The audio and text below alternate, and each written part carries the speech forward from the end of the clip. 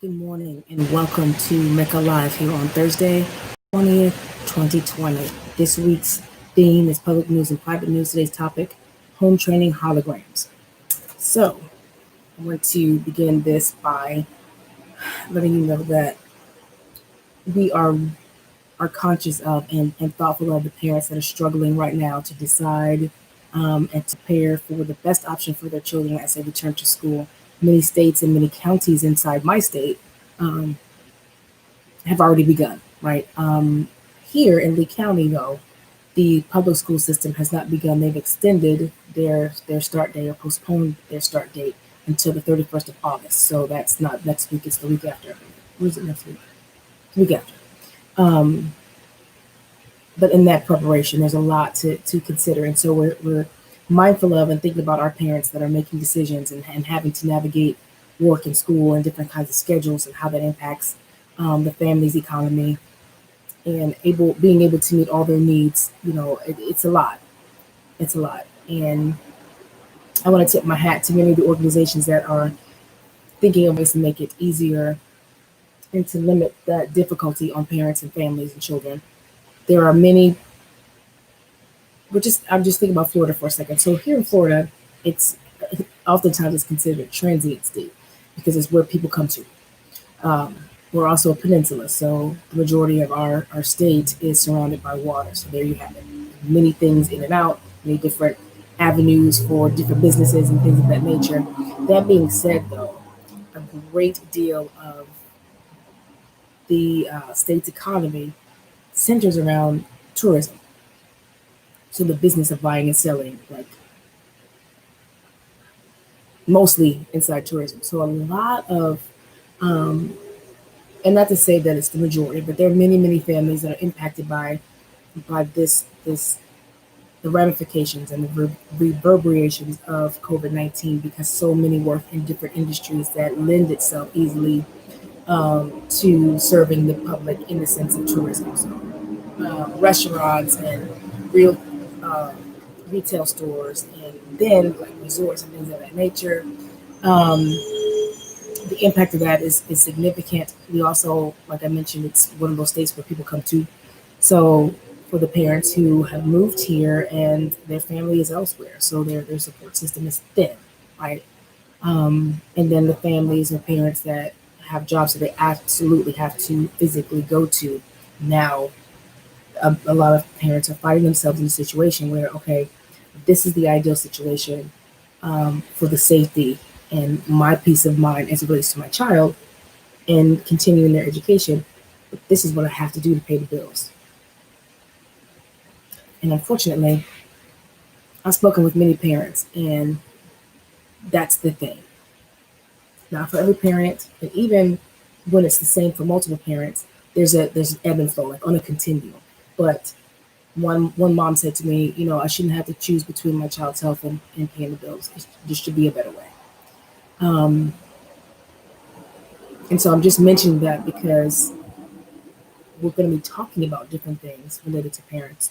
We're going to be talking about different aspects of the relationship, parent to child, but also the responsibility that weighs on us as adults, whether we're the parents or an extension of the parent in the sense of like an extended family member, or if we are a coach or a teacher or that sphere of influence as it relates to keeping our children and the children in our charge safe. So I want to put that out there because, we kind of blow past things because it's going on and on and on, right? This thing is happening, it's present, it's living and breathing. And so we just kind of get, there's a phrase that they say for the commercials for air fresheners. So and so went nose blind, meaning they can't smell it anymore because they've been inundated with the scent, and now their smelling, sensory, whatever has reached the point of saturation, and so it doesn't distinguish between the smell and somebody else walking in like, whoa, there it is, right? So I wanted to keep that smelling salt as it relates to our parents that are struggling with that. But let's get right into our topic. It's again that the theme for this week is public news, private news. Today's topic is home training holograms. And just so you know, I do these on my lanai because I live in a very small condo.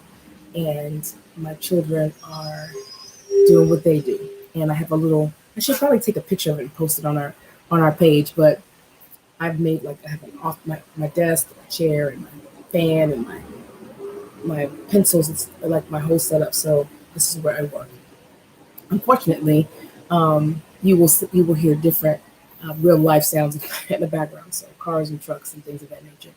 Um, so in the little description about the topic, I noted that um, taking parenting seriously includes, right? It means that we're taking our children seriously. And in order to do that, we must explore our view of the different roles. What does it mean to be a parent? Not just that I pay the bill, not the obvious stuff, right? We know you pay the bills, we know you drive, we know you are responsible, responsible for the decisions and in selecting schools and doctors and things of that nature. Aside from the obvious, what does that mean? When you think of parent, what is that? What comes to mind? Like, are you the guide? Are you the leader? Are you the nurturer? Are you the, what does that mean to you? And then also, how do you view and define the role of child? Because that's really where we need to start. That's really where we need to begin. Because if I see my child as an extension of me, if I see my child as a, a being that is subservient and needs to answer to me, if I see my child as a little person that needs direction, how to become a better, bigger person, or a great, bigger person. Like, how do when we look at that, right? The reason why I'm saying that is because I've said before that I've worked in many different states and different capacities, right? So, in one of my capacities as a social worker, I worked for um, a company or an organization, sorry, that uh, did so many things. But one of them is I was a case manager one facility, a case manager. I call it case manager. I think I was called counselor one at that time, and I don't remember which state it was in. It was,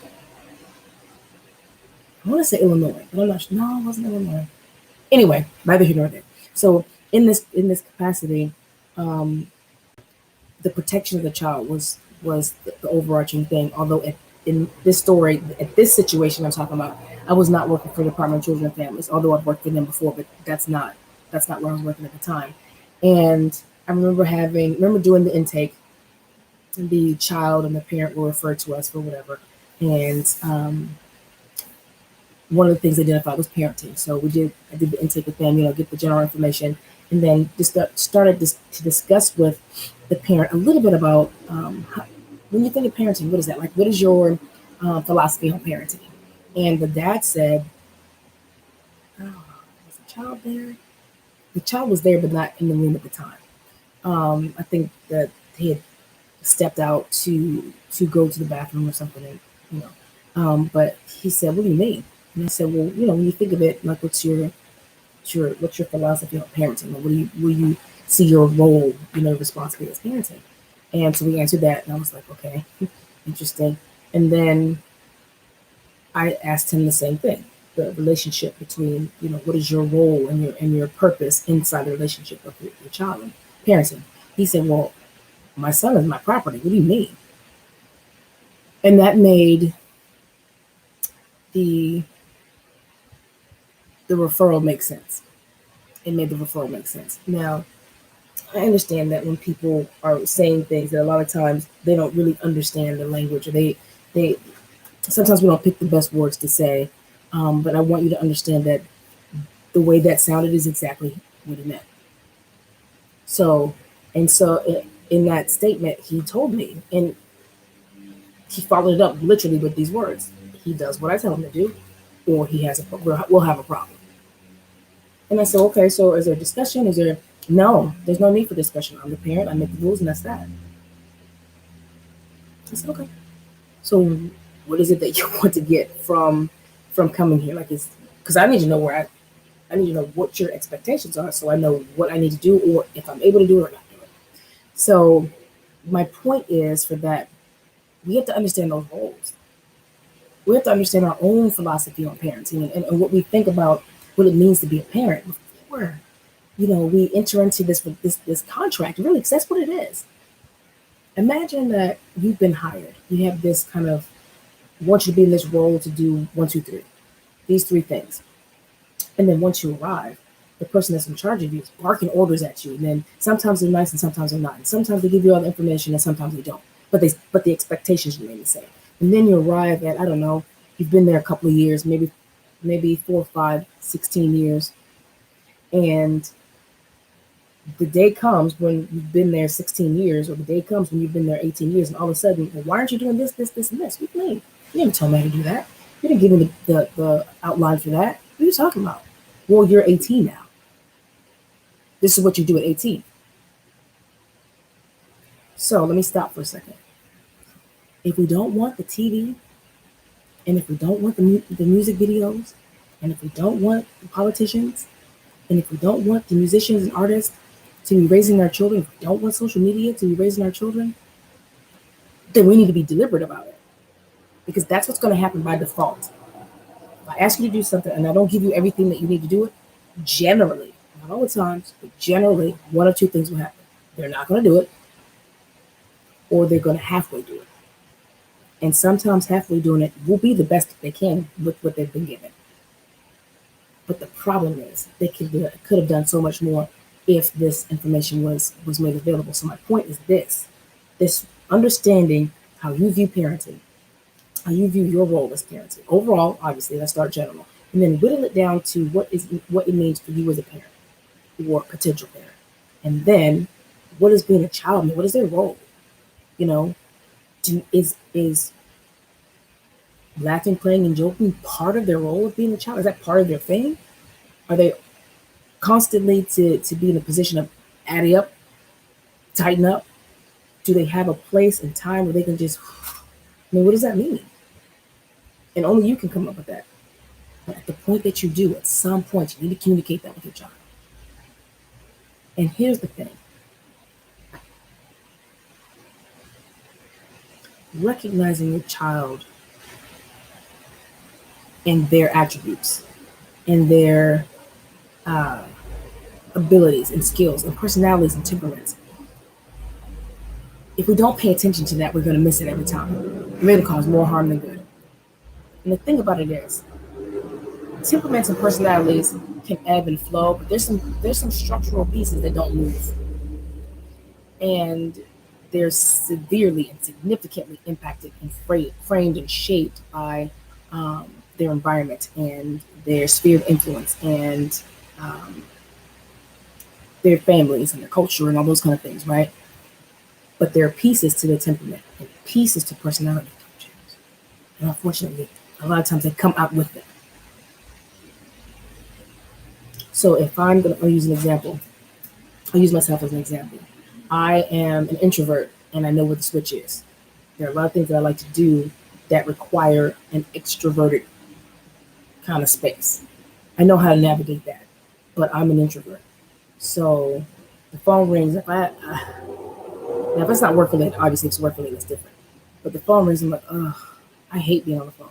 Everybody knows me. I hate being on the phone because I feel like I'm stuck, right? Like if I sneeze, I have to go to the bathroom. I'm like, just text me. When I can call you, I'll call you.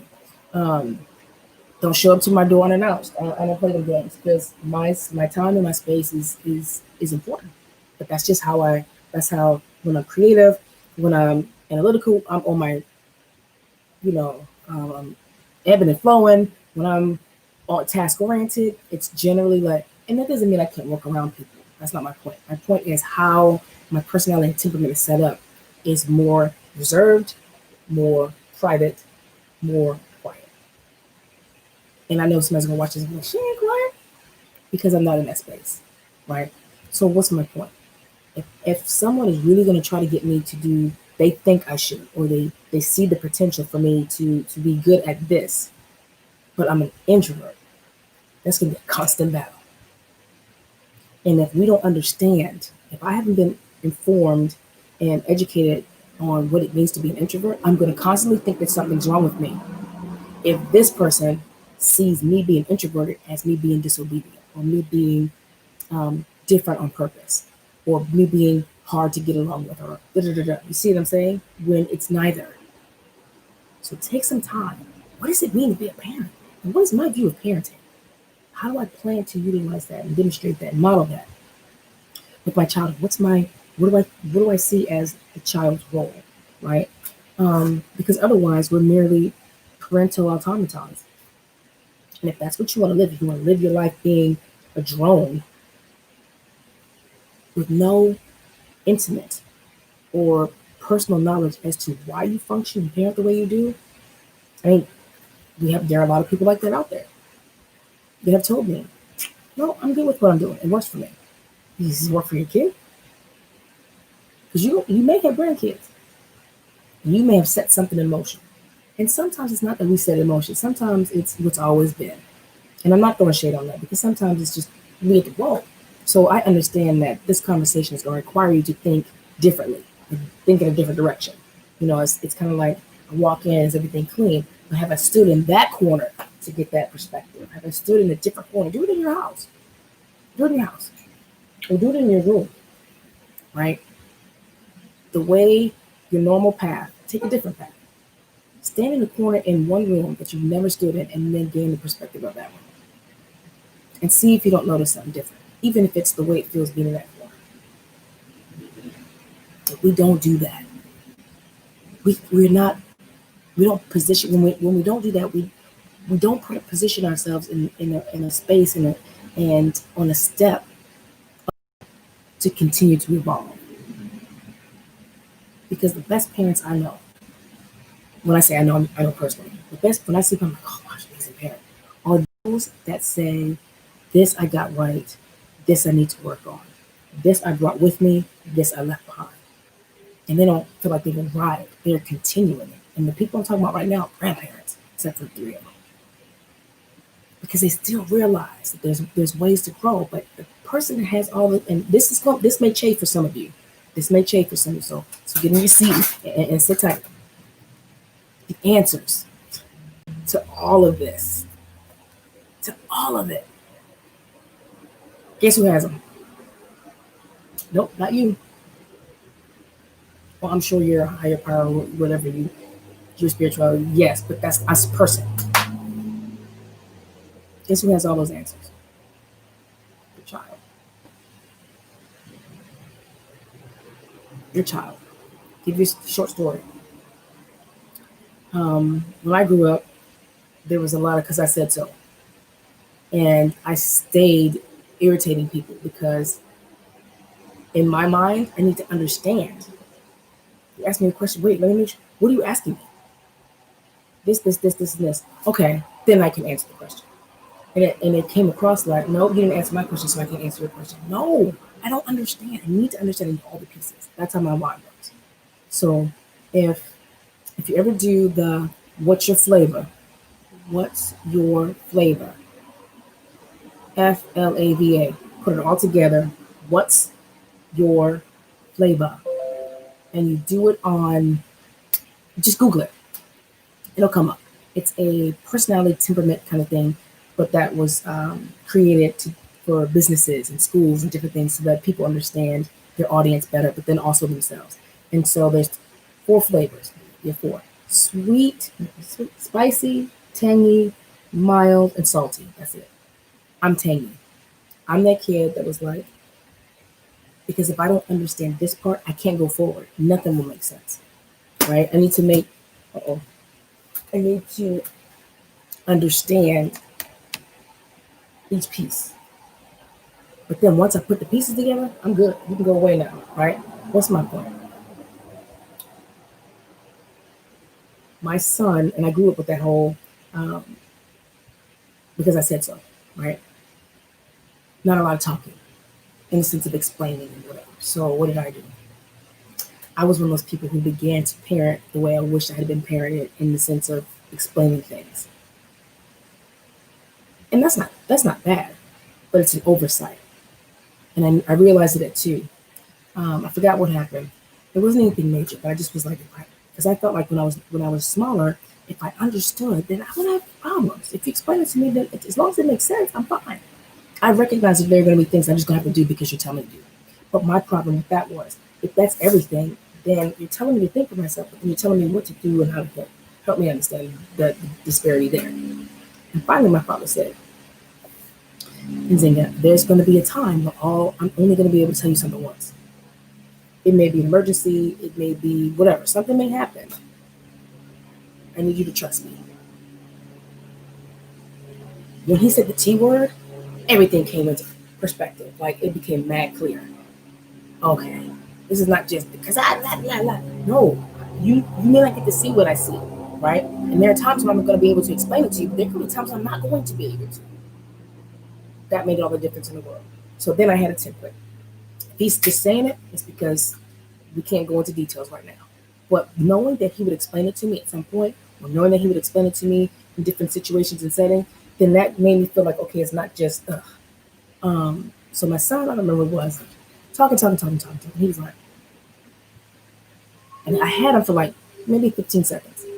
And his dad and I were still together, and he was like, "Hon," I looked at him and I said, "I lost him, didn't I?" He said, "Yeah, just a couple of sentences we did." But he knew my story, and he said, I get it, I know why, but it's not working for him." And that's when things clicked for me with the co-parenting thing. When my son was 2, I can't parent him the way I wished I'd have been parented, or what I needed as a child. I have to parent him in a way that resonates with him. So what does that mean? We did our learning modalities. I am visual and kinesthetic. Those are the 2 best ways for me to learn. And I was only off by a couple of points. So it's a close second, visual and then kinesthetic, meaning I have to look at something. I need to be able to see it and then touch it. Actually, that's more tactile because it's fine motor. But anyway, it's not here nor there. My son's the opposite. Where does verbal come in on that? So if the best way for him to incorporate information isn't verbal, then I'm wasting my energy and he's going to get frustrated and miss the point. I understand how my child operates. And we see that when they come out. Watch them. Pay attention. That doesn't mean you let them do whatever. No. You're the parent. You set the guidelines and expectations and boundaries. But their temperament and their personality has to play a role in that. My father used to say, the rules at home are the same in public. Now, obviously, there's different rules at home. But the main rules, you do what I tell you to do. There's no whining. Oh, my gosh. I think that's probably why I can't stand whining. I couldn't whine. Oh, drove him nuts, and I would get in trouble. No begging, no whining, no back talk. Like if we're in public and we're doing something, excuse me. Because what you won't do at home, you better not do in public. And my father said, because he was very literal. So if you can't do it at home, you can't do it out there. It doesn't work in reverse. There are things we can do at home that we don't do in public. But if you can't do it at home, you can't do it out in public. Because what happens at home, if you do it, will be the same thing that happened in public. I'm going to try to hear none of that. So if we continue to be parental automatons, then what we're going to do is keep duplicating and repeating. And what's this? We can't talk out of one side of our mouth about lives mattering and the other side of our mouth about a legacy. And then our hands and feet and bodies don't demonstrate that. Because I know more from what you're doing than what you'll ever tell me, right? If we focus on that relationship and the interaction between parent and child, then we get someplace. But I broke away from a lot of the things that were key when I was growing up. And I was told one side of my family was, "You're so overprotective." Okay. Because you never once asked me why I'm doing this. My mission is not to be overprotective. My mission is to make sure my kids are okay. And understanding the times have changed. When I grew up, you could open the door and I could run outside and do whatever. And come back. Like street lights came back in. I'm not doing that now. Certain places, like my best friend's neighborhood, absolutely. Because of the things that are in place. But I've still got one eye open because things are different. The kids are the same. But things are different. Right? I've also been told that I'm too lenient. I remember my mother saying, you just need to spank her. Why? Why when this works? Has she had spanking? Oh, she's had spanking. But that's not my go-to. My older son never had a spanking. My oldest has never had a spanking in his life. Why? Not because of the kind of mother I am. I don't believe it has anything to do with me. I believe it's because I tried other things and those things worked. Why? Because those things fit his temperament. This kid never wanted to lose his privileges or his toys. So 1, 2, 3 magic last. That's one. That's two. Think it through. That's three. Just took it away. Never had a conversation. So the next time he heard that's one, that's not what I'm doing. To the point where I remember he was 8, I think. Yeah. And my daughter was 1-ish. And she was doing something. I said, that's one. And he slid over to her. Because he's real laid back and chill, doesn't like a lot of commotion. He slid over to her on the couch. I remember it like it was yesterday. And he said, if you don't stop that, she's going to take your toy away. She looked at him and hit right on doing what she was doing. I said, that's two. Think it through. Because that's your yellow light. He said, don't you want your toy? She kept on doing what she was doing. I said, that's three. And he saw me coming to take the toy. He got up, quietly in his room, shut the door, because he knew it was about to happen. So that's what I'm talking about. Like, what resonates with your children? So that we don't have to duplicate and repeat and duplicate and repeat. So this thing of home training, I have 4 minutes left. Home. Home is where I live. Home is my safe place. Home is where my family is. Home is my base. Right? Training. What is that? Those are drills and practices and the mechanisms that we go through and the strategies that we utilize to learn and hone a skill, right? Or a talent. Home training. See that? Home is base. Where I can practice and fail without humiliation of those around me, without someone really seeing me, right?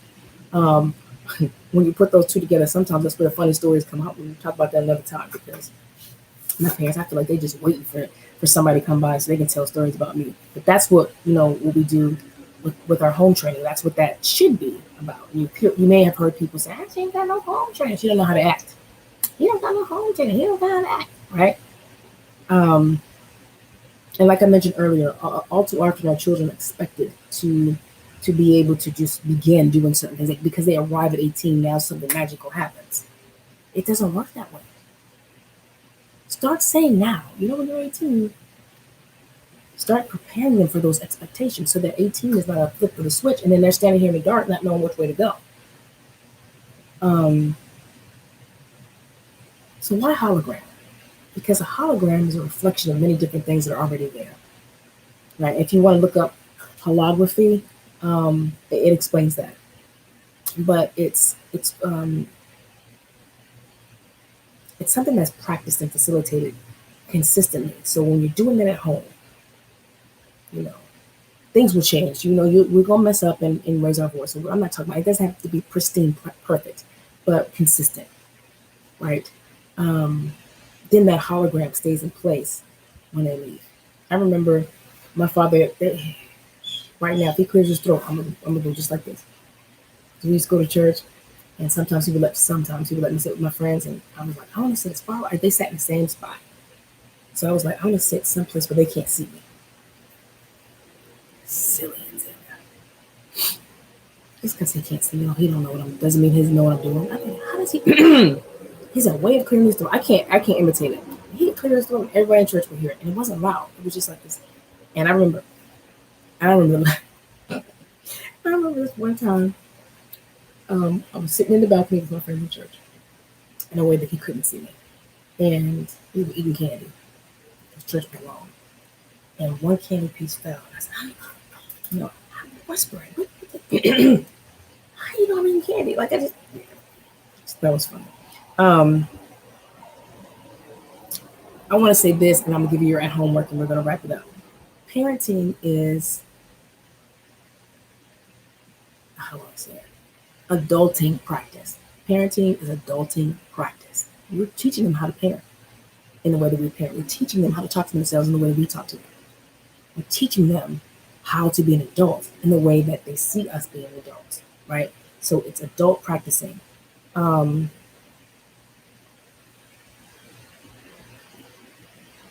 as I think about public and private, I try to be mindful of the fact that our children from the youngest age on, have the right to not be embarrassed and humiliated, especially by their parents.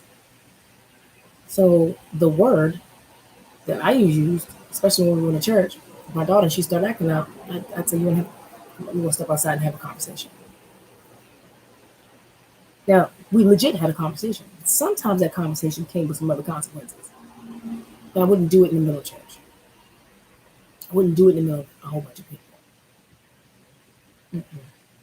Because that's taking private news and making it public. And then the audience doesn't know everything that they're seeing, right? And that's not fair. Nor is it effective, really. I mean, you may, and I guess that's where we go back into the parenting and the role of parent and the role of child. If your goal, if you see your role as goal oriented in the sense of your kids do what you want them, what you tell them to do, then there you go. Then I guess you have reached that. But why is it? Do you want your kids to do what you want them to do, what you tell them to do, so that because they trust you, they have trust in relationships? That at some point they're like, well, my mom means, is telling me that because she cares about me. Blah, blah, blah. That's going to require a relationship. That's not something that automatically pops in your head, right? So that means you have to foster this relationship. If the thing is that, when I say this, then that, and there are many, many, many, many skills and tools that you can utilize for that.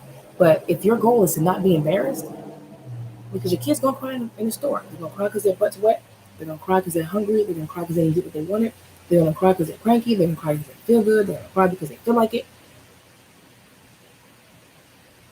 If that embarrasses you, well, maybe you have to figure some things out because you're gonna get embarrassed. There's gonna be something that happens, you're like, oh. And it may not be because your child intended to embarrass you. It may not be deliberate. It may be they just may be having a day. The other thing is, like I said earlier, the parent-to-parent setup, we gotta stop. And sometimes beginning to be a good parent means being a good parent for another parent. Not that you're parenting that parent, but just step back and don't do to them what you wouldn't want someone to do to you. I'll give you a short example. We're at 32 minutes, and I'm going to give you this example, two examples to give you, and then I'm going to give you your at-home work. I know that I'm not the only person who's had people in my family do something with my child the exact opposite of what I said. As the mother, I get to set the tone for nutrition. I get to set the tone for activity. That's my child. I housed the child for over 9 months. And even if I didn't, that's my child. I can't tell you how many times I said, this is what they're eating. Oh, they'll be okay with this. How do you know? What if I haven't given you the whole history? Because I should be able to say, don't feed them this. And that's it. I don't have to give HIPAA information to you. I'm the parent. I could tell you stories about how grandparents and aunts and uncles and cousins decided that she's overprotective, she's overbearing. That's what my child was told. They didn't know what that word meant when they said it. They just knew they were getting something that I didn't let them have, and they were curious about it. So then what happens? Especially with food. Then what happens? Kids come home, they have allergies, you don't know what's going on, right? I'm gonna leave that alone because that's I can unpack that later. But what I wanted to talk about this dynamic of parent and child. When my daughter was she was going into 3. I think she was still 2, but closer to 3. She had my phone, and I was getting ready. I was like doing something with my hair, because I remember my hands were like this, and I was in the bathroom, and she was like, "Mommy," and she had my phone, and she took a picture. And I was like, "Oh my goodness!" So I looked at the picture, and I was like, "Oh my gosh!" Like it was the angle, and I looked so, and I'm very short, but I looked so tall. Like I looked like this. Imagine just that height disparity is enough. Is enough. We don't have to yell and scream. We don't have to kick and make all this, especially with little kids.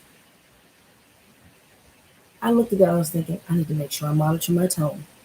Just the first thing that popped in my head was like, oh my gosh, like when my face changes or if I'm upset or whatever, it's even more so, it's magnified by that disparity. Because it's not like, okay, I see your face, we're face to face. But when it's like the emotion, you can tell mom's mad and she's so big, what's going to happen next? The cool thing is I can do like this to my kids and they'll be like, what? Because I didn't raise my kids like that. And so let's go into your at home work. So your at home work is to reflect on your parents and their or your caregivers and how they parented. And in your reflection, you can pick a memory or allow a memory to come and just look at that memory and see how that memory impacts the way you parent. Um, so how that impacted you as a child and how that impacts you as a parent. Has it played a role in how you parent at all? All right, so once again, reflect on your parents or caregivers parenting. One memory and note the impact it had on you as a child and the impact it plays on you as a parent. Because sometimes you're like, well, my parents did that, I don't want to do that, right? Or I like that, I'm gonna take that with me. I like that, but not that part, right? So how did you incorporate and utilize that information and that experience? So tomorrow, Friday, we will continue the theme of public news and private news. Tomorrow's topic, knowledge is power, and we will be looking at how accurate and timely intel is for how important it is, for current times. Because let's see how do I explain it. When we're looking at the things that are happening in our society, things that are happening um, in our communities, our kids need to know, and sometimes we have to have conversations with children earlier than we wanted to, either because something happened or someone said something or they saw something or they experienced something, right?